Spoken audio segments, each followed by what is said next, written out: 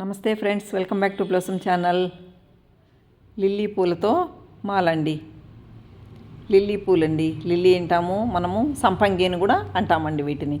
సంపంగి బయట కొనుక్కొచ్చుకుని ఒక 1/4 కేజీ ఇలా 100 వరహాలండి. 100 వరహాలు మన ఇంట్లో ఉంటాయి. ఆ 100 వరహాలు ఇలా తీసి పెట్టుకోవాలండి.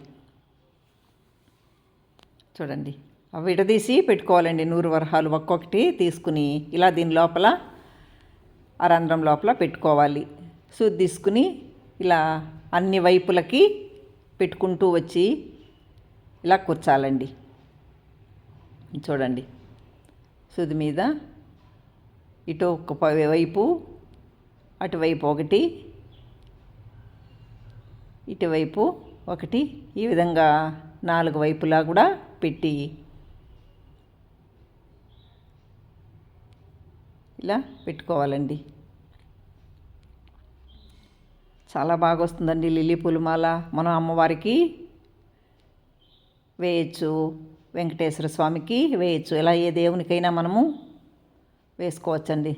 చాలా అందంగా చక్కగా ఉంటుందండి. ఈ విధంగా మాల కూర్చున్నామంటే ఎంత చక్కగా ఉందో చూడండి. ఈ విధంగా కూర్చి ఇలా అమ్మవారికి మాలేసామండి. ఆ మాలేనండి ఇది. ఎంత చక్కగా వచ్చిందో చూడండి లలితమ్మకి మాల. మీరు కూడా ఇలా ట్రై చేయండి.